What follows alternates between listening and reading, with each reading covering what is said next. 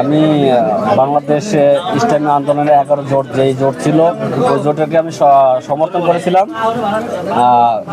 কিন্তু লাস্ট পর্যায়ে এসে আমি দেখলাম যে এই 11 দল থেকে ইসলামী আন্দোলন সরে গেছে। তো আমার একটু নেতিবাচক শব্দ হয়েছে যে না, ইসলামী আন্দোলন কেন সরে গেল? আজকে যদি তারা এক বাক্স থাকতো তাহলে আজকে ইসলামের জন্য জয়ের খুব সম্ভাবনা সবচেয়ে বেশি ছিল। আলাদা হয়ে যাওয়ার কারণে আমাদের ভিতরে একটা বিভ্রান্ত সৃষ্টি হয়েছে। এই জন্য তার সাথে আমার একটু মিস্টেকে একটু কথা কাটাকাটি হয়েছে।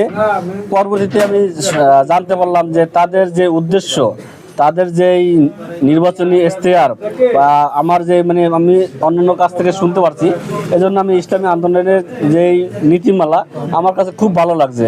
এই কারণে আমি সিদ্ধান্ত নিয়েছি আগামীতে ইসলামী আন্দোলনের সাথে আমি যতদিন বাঁচি ওদের সাথে আমি একসাথে কাজ করে যাব ইনশাল্লাহ। তারা ইসলাম শাসন চায়, ইসলামী আদর্শ চায়, এটাই হলো তাদের সবচেয়ে বড়। তারা চায় না যে না আমার সিট দরকার, তারা চায় শুধু ইসলামী আন্দোলন আদর্শই, ইসলামিক শাসন ব্যবস্থাটা চায়। এটাই আমার কাছে খুব ভালো লাগে। আচ্ছা, আপনি আগে কোন দলের রাজনীতির সাথে না, আমি আগে অন্য কোনো দলের সাথে রাজনীতি করি, কিন্তু ইসলামী আন্দোলন যে জোট ছিল এই জোটের সাথে ছিলাম। বলেন, সমস্যা। একটু আগে বলছিলেন যে আমাদের কাছে সাক্ষাৎকারে যে জামায়াত ইসলাম, আমরা তো ওই সময় এক বক্সে ছিল, দাঁড়িপাল্লা ইসলামী আন্দোলন সব আমরা একসাথে ছিল ওই সময়। এই জন্য আমরা দাঁড়িপাল্লাতে আমরা সাপোর্ট করে গেছি।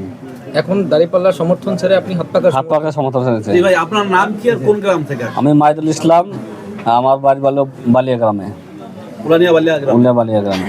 যে এখন থেকে আপনি ইসলামী আন্দোলনের রাজনীতির সাথে ইনশাআল্লাহ আপনি ইনশাআল্লাহ বলেন, আমাদের প্রশ্নটা আসবে না, আপনার কথাটা আসবে, আপনি বলবেন।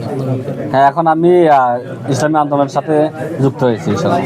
আপনিও আপনার পরিবারের সদস্য আশেপাশে সকলকে ইসলামী আন্দোলনের নির্বাচনী ভোট দেওয়ার জন্য দাওয়াত করবেন কিনা? ইনশাআল্লাহ চেষ্টা করব।